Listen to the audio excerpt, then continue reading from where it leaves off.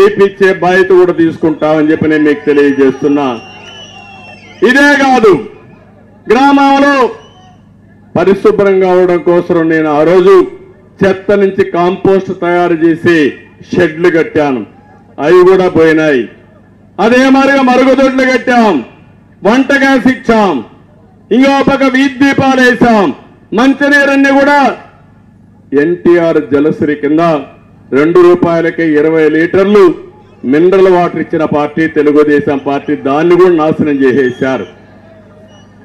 ఇవన్నీ కూడా ఈరోజు నేను ఒకటే మీకు హామీ ఇస్తున్నాను, అన్ని గ్రామాల్లో మౌలిక సదుపాయాలు పూర్తి చేస్తాను.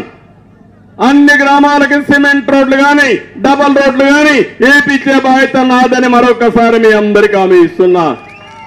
ప్రాథమిక ఆరోగ్య కేంద్రాలు ఇవన్నీ కూడా వేయిస్తాను. ఇంకో పక్క ఇక్కడికి వచ్చినప్పుడు శాంతిపురం గడ్డూరు నుంచి కర్ణాటక సరిహద్దు వరకు డబల్ రోడ్డు కావాలన్నారు, తప్పకుండా వేయించే బాధ్యత తీసుకుంటాం. శివరామపురం నుండి వయా కొలమడుగు వరకు దండుకుప్ప వరకు డబల్ రోడ్డు కావాలన్నారు, కూడా వేస్తాం. రాళ్లపదుగూరు నుంచి శివరాంపురం వయా గోవిందపల్లి వరకు డబల్ రోడ్డు కావాలన్నారు. ఇవే కాకుండా అన్ని గ్రామాలకు అనుసంధానం చేద్దాం. అది చేసి ఇప్పుడే ప్రణాళిక తయారు చేసుకుంటాం. ప్రభుత్వం వస్తానే అమలు చేసే బాధ్యత పార్టీ తీసుకుంటామని మీకు అందరికీ హామీ ఇస్తున్నా. శాంతిపురంలో ఏవైతే ఎక్కడన్నా వేకంటి భూములు ఉంటే అవన్నీ రిజర్వ్ చేసి అవసరమైతే కొన్ని భూములు అక్వైర్ చేసి కూడా మళ్ళా మన పిల్లలకు ఉద్యోగాలు కల్పించడానికి ఇండస్ట్రీస్ పెట్టే బాధ్యత తీసుకుంటాను. ఇక్కడ ఒకే ఒక విషయం గుర్తుపెట్టుకోవాలి, మీరు యువత ఉన్నారు. యువతను చూస్తే నాకు కొండంత ధైర్యం. తమ్ముళ్ళు, యువత 18-25 సంవత్సరాల నుండి యువత ఆలోచించండి. ఎవరికైనా ఒక్కడికి ఉద్యోగం వచ్చిందా 5 ఏళ్లలో? జాబ్ క్యాలెండర్ ఏమైంది? డిఎస్సి పెట్టాడా? టీచర్ ఉద్యోగం ఇచ్చాడా? ఇండస్ట్రీస్ వచ్చాయా? ఎక్కడన్నా ఒక ఉద్యోగం వచ్చిందా? ఇంకా మీకు మాత్రం కోపం రాలా? కోపం వస్తే వైఎస్ఆర్ కాంగ్రెస్ పార్టీ బయట వస్తారా అని అడుగుతున్నా మిమ్మల్ని. అంటే యువత అంటే లెక్కలేనితనం. ముఖ్యమంత్రికి మాత్రం ఉద్యోగం కావాలి, మంత్రులకు ఉద్యోగం కావాలి, ఉద్యోగం ఉపయోగించుకుని సంపాదన చేయాలి, రాష్ట్రాన్ని దోపిడీ చేయాలి.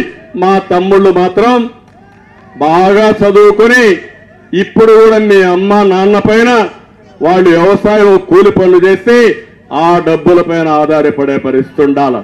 ఏంటి అరాచకం? ఆ రోజు నేను 3,000 రూపాయలు మీకు అందరికీ నిరుద్యోగ భృతి ఇచ్చి 5 సంవత్సరాల్లో అప్పట్లోనే 6 లక్షల ఉద్యోగాలు ఇచ్చామని ఈ ప్రభుత్వం ఒప్పుకునే పరిస్థితికి వచ్చారు. అది తెలుగుదేశం పార్టీ. మళ్ళీ హామీ ఇస్తున్నా, 3,000 రూపాయలు నిరుద్యోగ భృతి ఇస్తా. అంతేకాదు సంవత్సరం 4 లక్షల మందికి 5 ఏళ్లలో 20 లక్షల ఉద్యోగాలు ఇచ్చే బాధ్యత తెలుగుదేశం పార్టీ తీసుకుంటాం. తమ్ముళ్ళు అడుగుతున్నా, జాబు రావాలంటే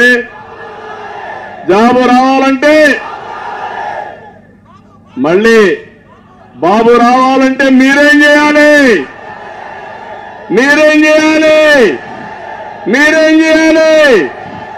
100 రోజులు మీరు సైకిల్ ఎక్కండి, గ్రామం తిరగండి.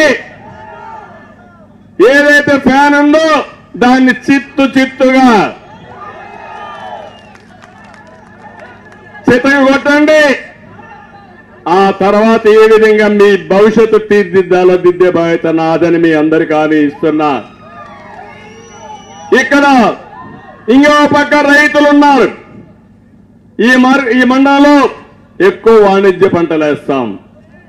అందుకే హామీ ఇస్తున్నా, వచ్చిన వెంటనే హంద్రి నీవా నీళ్లు తీసుకొచ్చే బాధ్యత నాది. ప్రతి ఒక్క చెరువుకు నీళ్లు ఇస్తాం. ఎక్కడన్నా కొన్ని బయటకు పోకపోతే అదనంగా లిఫ్ట్ ఇరిగేషన్లు పెట్టి అన్ని చెరువులకు నీళ్లు ఇచ్చే బాధ్యత, ప్రతి ఒక్క ఎకరాకు సాగునీరు ఇచ్చే బాధ్యత తెలుగుదేశం పార్టీ తీసుకుంటాం. ఇది కాకుండా వాణిజ్య పంటలు పండిస్తాం, మార్కెట్ వ్యవస్థ ఎస్టాబ్లిష్ చేస్తాం, ప్రాసెసింగ్ యూనిట్లు పెడతాం. ఫైనల్ గా మీరు చూస్తే ఇక్కడ ఒక మార్కెట్ యార్డ్ కావాలన్నారు. అవసరమైతే వాణిజ్య పంటలన్నిటికీ ఒక మార్కెట్ యార్డ్ పెట్టి ఇక్కడి నుంచి ఎగుమతులు ఏ విధంగా చేయాలో చేస్తాం. ఇక్కడనే విమానాశ్రయం 100 కోట్ల రూపాయలు మళ్ళా దాన్ని కడతాం. కట్టి మీరు ప్రయాణానికి వెళ్ళాలన్నా లేకపోతే కార్గో పెట్టి మీరు పండించిన పంటలు ప్రపంచం మొత్తం పంపించాలన్నా ఏర్పాటు చేసే బాధ్యత తెలుగుదేశం పార్టీ తీసుకుంటాం. మళ్ళీ రైతు రాజ్యం వస్తుంది, రైతే రాజు అవుతాడు. అన్నదాత కింద ప్రతి ఒక్కరికి 20,000 రూపాయలు సంవత్సరానికి ఇచ్చే బాధ్యత నేను తీసుకుంటా. మళ్ళా డ్రిప్ ఇరిగేషన్ ఇస్తా. మళ్ళీ రైతు చేసే వ్యవసాయానికి అండగా నేను ఉంటానని మీ అందరికీ హామీ ఇస్తున్నా. ఇంకో పక్క బండపల్లి 66, 64 పెద్దూరు, రాళ్ల బదుగూరు, కోనేరు కుప్పం ప్రాంతాల్లో ఎక్కువ గ్రనైట్ ఉంది. నిన్న మొన్న అడుగుతున్నారు, ఒక ఆయన ఒక సజెషన్ ఇచ్చాడు. ఏదైనా కానీ ఈ గ్రనైట్ అంతా హిస్టారికల్ గా మాన్యుమెంట్స్ అన్ని మంచి ఆర్కిటెక్చర్ను తయారు చేసి కళలుండే వ్యక్తులు మన కుప్పంలో ఉన్నారని, దీనికి కానీ మంచి సైట్ ఇస్తే అక్కడనే తయారు చేసి మార్కెట్ చేసుకుంటారని ఇప్పుడు అన్నారు. నేను ఒకటే చెప్తున్నా, దొంగలిచ్చిన దొంగల యొక్క లెక్కలు కక్కిస్తా, వీళ్ళు ఏం చేయాలో మళ్ళా రికవర్ చేపిస్తా. ఆ మంత్రిని కూడా హెచ్చరిస్తున్నా, నీ ఇష్ట ప్రకారం చేయడం కాదు, ఈ రోజు నీది రేపు ప్రజలది. ఆ ప్రజా ప్రభుత్వంలో నిన్ను శిక్షించే బాధ్యత తెలుగుదేశం పార్టీ తీసుకుంటామని కూడా చెప్తున్నా. ఇక్కడ ఇది మళ్ళీ గ్రనైట్ కు పూర్వ వైభవం తీసుకొస్తాం. స్థానికంగా ఉండే వాళ్లే పనులు చేసుకుంటూ చేస్తాను. ఇక్కడ ఈ రోజు నేను ఒక స్టేట్మెంట్ చూశాను.